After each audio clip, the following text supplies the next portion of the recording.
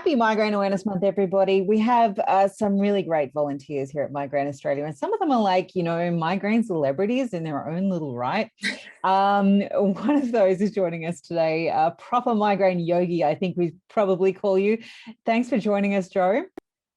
Thank you for having me. Happy to be a migraine yogi, but not a migraine celebrity, but great introduction there. Yeah. No, well, I think of you as being a little bit of a migraine celebrity. We've had you in a number of news stories now, so did you see, actually, I don't know if you noticed this, the photo that you did for the Sydney Morning Herald in that recent story about Emgality got shared around the nation as one of the news photos of the week. Did it? Yeah. Really? Yeah. I had no idea. Oh my gosh. Yeah, you're a celebrity. See? Very humble. All right. Jola, tell us a little bit about you, your migraine, and who you are. What do you do? I am a mom of two boys, a high schooler, a primary schooler. I am now a yoga teacher, but I didn't always start out teaching yoga. I spent my first 12 years working in digital marketing, and I live with migraine without aura. And for my whole life, from as far as I can remember, I kind of oscillated between episodic and chronic levels. And it was at a point in my life when it flared so much, after having two kids. My husband was traveling a lot after I had my second child. I was working in a very fast-paced environment, high pressure role, and also found yoga so beneficial that I also want to pursue yoga teaching on the side. Did too much in my life and everything exploded. And I was at a point where I had to make a decision to drop something in my life. And it was really scary, but I decided to leave my digital marketing career behind, a well-established career that I'd done for 12 years, and then move into yoga teaching. And so nowadays I'm super passionate about bringing the benefits of yoga to people who live with chronic pain. Okay, so how does yoga help you with migraine management? Can I just throw in something here? Yesterday, I was talking to someone on Instagram, and she was like, it's such a shame that yoga has so much stigma associated with it within the migraine community. And I'm like, yeah, it does. So in the same... What stigma does it have in the migraine community? Let's talk about this. Yes, I think that's an interesting topic. In the same way that us migraine warriors sometimes get misunderstood, and we want to, debunk the stigma associated with migraine, that it's just a headache, or a very bad headache.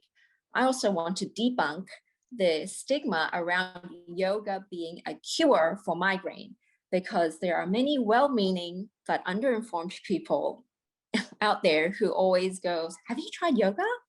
Or even myself as a yoga teacher, people go, but doesn't the yoga help? Hear it from a yoga teacher. Yoga is not a cure for migraine. Migraine does not have a cure as yet, and yoga does not cure it, but it can, if you will persist and you're open to the practice, help with migraine management. And I want to answer the question in two parts, how yoga has helped me personally on my journey, which I think is the more compelling reason for myself, and I guess for everyone, to try yoga. And then the second part is the science behind it.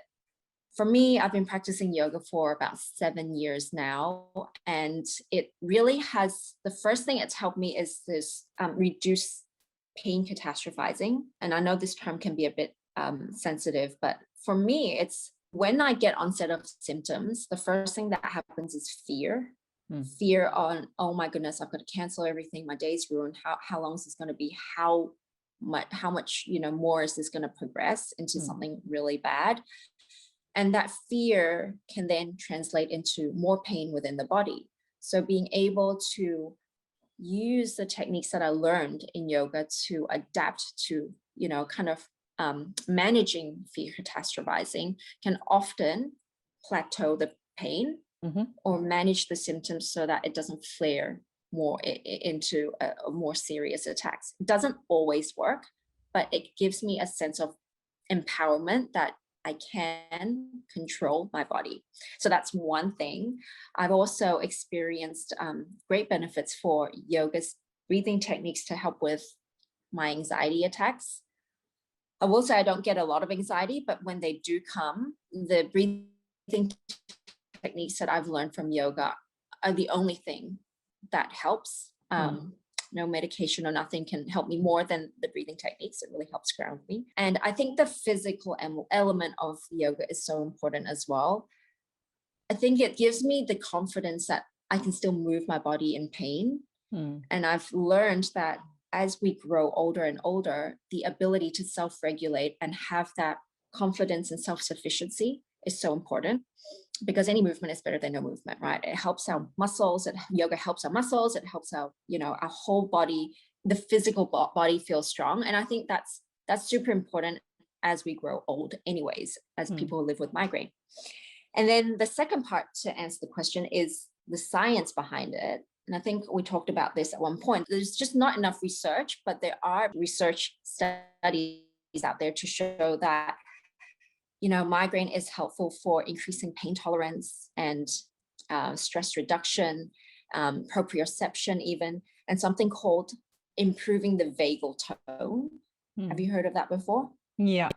Yeah, which is essentially, your body's ability to regulate stress and bring you back to a state of relaxation from stress.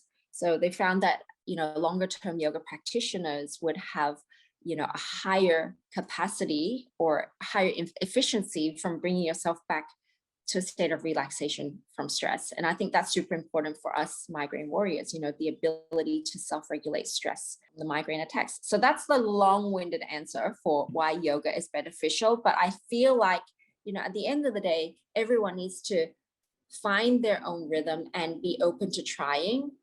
My personal journey is that it was receiving the benefits for myself. So don't listen to somebody saying what yoga is good for you. Try it for yourself and see if it works for you. What do you think of the approach of just doing the movement as opposed to the whole breathing and everything else that goes with yoga? Do you think that's still a worthwhile thing to do? Any movement is better than no movement. Yeah. However, yoga in its a whole practice. Totality, includes meditation and breath work. Without those two techniques, you're probably doing just exercise. And there has been studies shown to show that exercise is great for pain management, but it truly is that addition of the meditation and the breath work that helps, Okay. So what other tips do you have for migraine management? Join a migraine support community like Migraine Australia. Good plug. Yeah. Truth is, I, after finding Migraine Australia, went to a meetup, an in-person meetup, and made some friends there, found quite a few tips and tools on who are the neurologists around my area that people are going to see, what resources I can access, what medication has worked for other people, and even like little gadgets that I haven't tried before, like Mel Bunting. She showed me these earplugs that you can use to reduce noise sensitivity, things like that, like being plugged into a community where people understand and can relate. I think it's so important for you to feel less lonely. And, so that's one tip that I would give, just the whole emotional well-being when you're surrounded by supportive people who understand.